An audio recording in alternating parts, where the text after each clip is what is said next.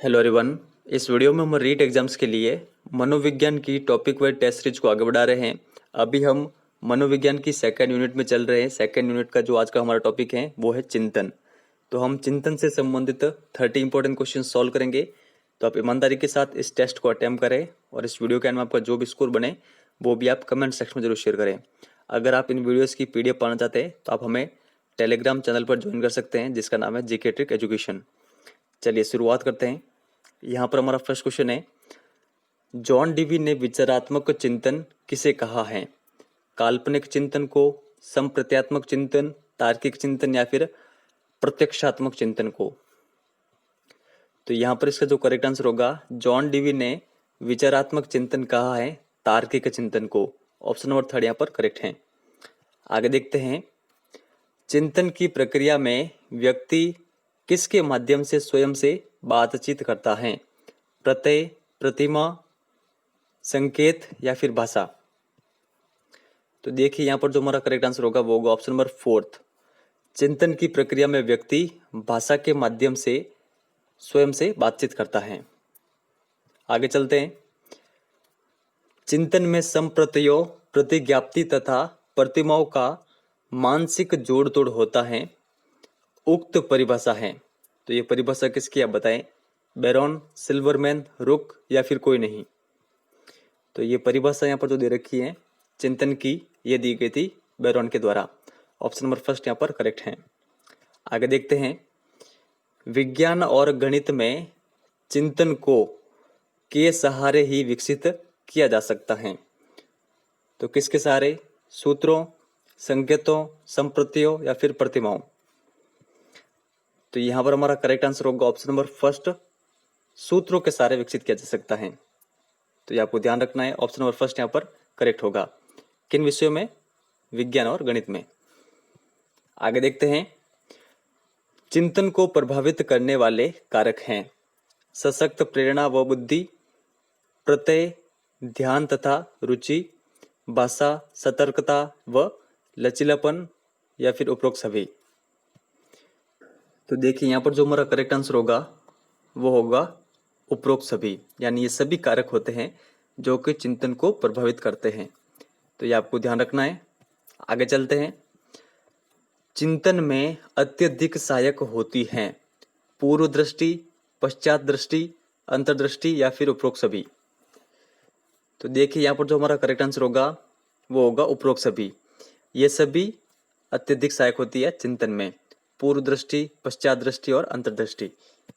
आगे चलते हैं, बालक में संप्रत्यय निर्माण की प्रक्रिया कब शुरू होती है? जब वह उद्दीपकों में विभेद करना सीख जाता है, जब वह भाषा का अच्छा ज्ञान प्राप्त कर लेता है, जब वह 5 वर्ष की आयु पूर्ण कर लेता है या फिर उक्त सभी के होने पर? तो देखिए यहाँ पर जो हमारा करेक्ट आंसर होगा वो होगा ऑप्शन नंबर 1, जब वह उद्दीपकों में विभेद करना सीख जाता है। तो ये आपको ध्यान रखना है, तभी जो संप्रत्यय निर्माण की प्रक्रिया शुरू होती है। आगे चलते हैं, चिंतन सदैव किसकी ओर उन्मुख होता है? ज्ञान की ओर, मानसिक खोज की ओर, लक्ष्य की ओर या फिर कोई नहीं? तो चिंतन हमेशा उन्मुख होता है लक्ष्य की ओर। 3rd नंबर यहाँ पर करेक्ट होगा। आगे चलते हैं, किस मनोवैज्ञानिक के अनुसार आगमनात्मक विधि खोज और अनुसंधान की विधि है? कुप्पुस्वामी, मन, भाटिया या फिर डीवी? तो यहाँ पर इसका करेक्ट आंसर होगा ऑप्शन नंबर 3, भाटिया। तो ये आप ध्यान रखिएगा। आगे चलते हैं, निम्न में से कौन सा चिंतन का मूल तत्व है? मानसिक प्रतिमा, तर्कना, निर्णयन, समस्या समाधान या फिर सभी? तो यहाँ पर हमारा करेक्ट आंसर होगा ये सभी चिंतन के मूल तत्व हैं, मानसिक प्रतिमा, तर्कना, निर्णयन और समस्या समाधान। तो 5th नंबर हमारा करेक्ट आंसर होगा। तो ये आप सारे कंटेस्टली ध्यान रखिएगा। सृजनात्मक चिंतक द्वारा किस प्रकार का तर्क अधिक प्रयोग किया जाता है? निगमनात्मक तर्क, आगमनात्मक तर्क, सादृश्य तर्क या फिर आलोचनात्मक तर्क? तो देखिए यहाँ पर जो हमारा करेक्ट आंसर होगा वो होगा ऑप्शन नंबर 2, आगमनात्मक तर्क। तो ये आपको ध्यान रखना है। आगे चलते हैं। कुछ मनोवैज्ञानिक चिंतन को कहते हैं, तो क्या कहते हैं आप बताएं?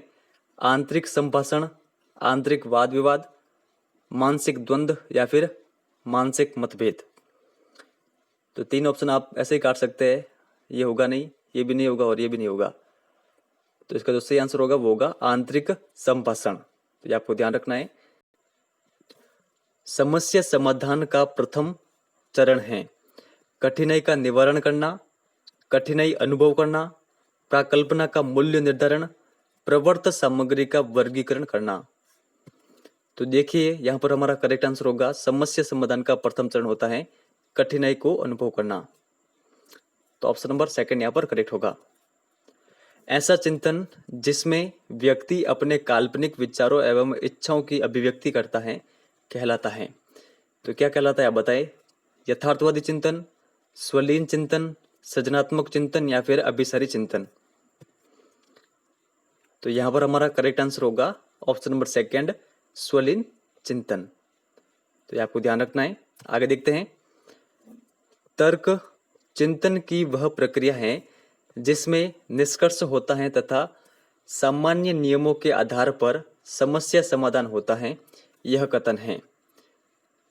क्रो एंड क्रो का, जेम्स ड्रेवर का, सिगमंड फ्रायड का या फिर कोई नहीं। तो देखिए यहाँ पर जो कथन दे रखा है ये दिया गया था जेम्स ड्रेवर के द्वारा। ऑप्शन नंबर सेकंड हमारा करेक्ट आंसर होगा। तो ये आपको ध्यान रखना है। आगे देखते हैं।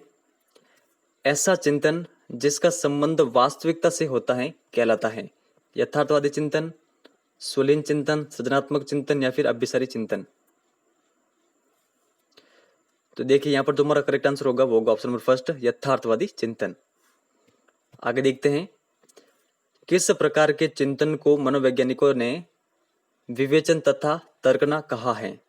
स्वलीन चिंतन, यथार्थवादी चिंतन, एक व दो दोनों या फिर कोई नहीं। तो यहाँ पर हमारा करेक्ट आंसर होगा मनोवैज्ञानिकों ने विवेचन तथा तर्कना कहा है यथार्थवादी चिंतन को। ऑप्शन नंबर सेकंड यहाँ पर करेक्ट है। आगे देखते हैं। किस चिंतन में व्यक्ति किसी घटना, तथ्य तथा वस्तु की सच्चाई स्वीकार करने से पहले उसके गुण दोष की परख कर लेता है? सृजनात्मक चिंतन में, आलोचनात्मक चिंतन में, स्वलीन चिंतन या फिर अभिसारी चिंतन। तो देखिए यहाँ पर जो हमारा करेक्ट आंसर होगा गुण दोषों की परख की जाती है आलोचनात्मक चिंतन में। ऑप्शन नंबर सेकंड यहाँ पर करेक्ट है। किस प्रकार के चिंतन में संवेदना तथा प्रत्यक्षीकरण कार्य करते हैं? प्रत्यक्षात्मक चिंतन, निर्णयात्मक चिंतन, कल्पनात्मक चिंतन या फिर प्रत्यात्मक चिंतन। तो यहां पर हमारा जो करेक्ट आंसर होगा वो होगा ऑप्शन नंबर फर्स्ट, प्रत्यक्षात्मक चिंतन। देखिए इस वर्ड को देखकर आप इसका आंसर आसानी से लगा सकते हैं, प्रत्यक्षीकरण। तो प्रत्यक्षात्मक चिंतन होगा। चलिए आगे चलते हैं। किस प्रकार के चिंतन का संबंध पूर्व अनुभवों पर आधारित भविष्य से होता है? प्रत्यक्षात्मक चिंतन, प्रत्यात्मक चिंतन, काल्पनिक चिंतन या फिर तार्किक चिंतन। तो यहां पर हमारा करेक्ट आंसर होगा काल्पनिक चिंतन। ऑप्शन नंबर थर्ड यहां पर करेक्ट है। आगे देखते हैं। जिक बार्डो व रुक ने चिंतन को कितने भागों में बांटा है? तो कितने भागों में बांटा है बताएं? इन्होंने बांटा है चिंतन को 2 भागों में। 2 भाग कौन कौन से? स्वलीन चिंतन या फिर इसे स्वलीन चिंतन भी कह सकते हैं, और यथार्थवादी चिंतन में। तो ये आप ध्यान रखिएगा। आगे देखते हैं। यहाँ पर अन्वेषण विधि आधारित है। करके सीखो, देख कर करो, छू कर करो या फिर पूछ कर सीखो। तो देखिए जो अन्वेषण विधि है ये आधारित होती है करके सीखो पर। ऑप्शन नंबर फर्स्ट हमारा करेक्ट आंसर होगा। आगे देखते हैं। किस प्रकार के चिंतन का संबंध पूर्व निर्मित प्रत्ययों से होता है जिनकी सहायता से भविष्य में किसी निश्चय पर पहुंचना संभव होता है? तो आप बताइए ये किस प्रकार का चिंतन है? प्रत्यक्षात्मक चिंतन या फिर प्रत्यात्मक चिंतन, काल्पनिक चिंतन या फिर तार्किक चिंतन। तो यहां पर हमारा करेक्ट आंसर होगा ऑप्शन नंबर सेकंड, प्रत्यात्मक चिंतन। आगे चलते हैं। यहां पर सबसे उच्च प्रकार का चिंतन किसे माना जाता है? प्रत्यक्षात्मक चिंतन को, प्रत्यात्मक चिंतन को, काल्पनिक चिंतन को या फिर तार्किक चिंतन को। तो देखिए सबसे उच्च प्रकार का चिंतन माना जाता है तार्किक चिंतन को। ऑप्शन नंबर 4 हमारा करेक्ट आंसर होगा। चिंतन का साधन है प्रतिबोधन तथा प्रतिमा, प्रत्यय तथा भाषा, संकेत तथा सूत्र या फिर उपरोक्त सभी। तो यहां पर हमारा करेक्ट आंसर होगा उपरोक्त सभी। आगे देखते हैं, चिंतन के विकास का उपाय क्या है? शिक्षकों को बालकों के ज्ञान का विस्तार करना चाहिए क्योंकि ज्ञान चिंतन का मुख्य स्तंभ है।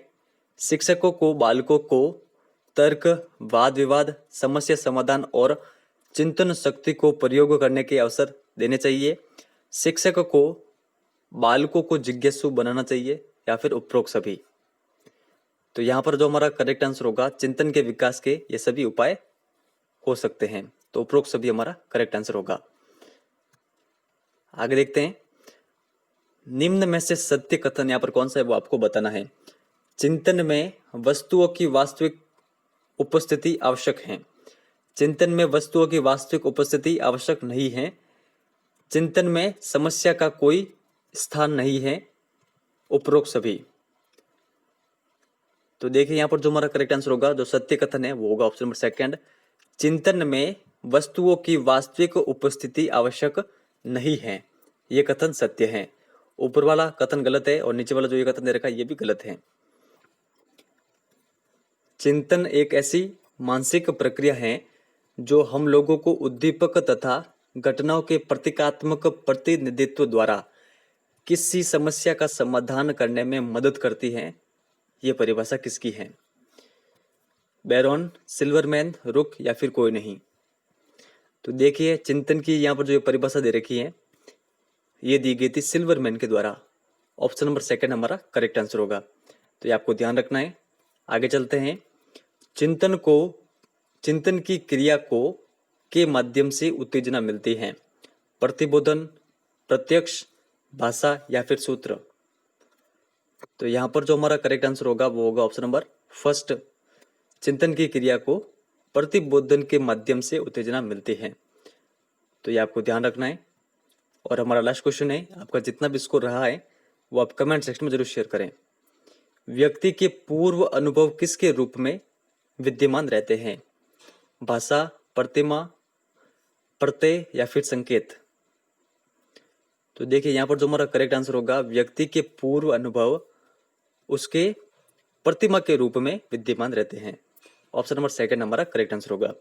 तो आपका जितना भी स्कोर आए वो आप कमेंट सेक्शन में जरूर शेयर करें। और कुछ स्टूडेंट रिक्वेस्ट कर रहे थे कि सर आप राजस्थान जीके की जो टेस्ट हैं वो कंटिन्यू करें। तो देखिए इसके लिए एक मैं आपको अदर चैनल सजेस्ट करता हूँ, स्टडी विथ आरजे। देखिए ये हमारे चैनल है और वहाँ पर हम कंटिन्यूसली एक एक वीडियो प्रोवाइड कर रहे हैं राजस्थान जीके के। तो आप उस चैनल को ज्वाइन कर लीजिएगा, मैं उसकी लिंक डिस्क्रिप्शन में दे दूंगा। और देखिए अभी नया चैनल है तो उस पर व्यू कम आएंगे, लेकिन आपको व्यूज़ को देकर स्टडी नहीं करनी है, अच्छा कंटेंट देकर आपको स्टडी करनी है। तो फ्रेंड्स इस वीडियो में इतना ही है। अगर वीडियो आपको अच्छा लगा हो तो लाइक और शेयर जरूर करिएगा। धन्यवाद।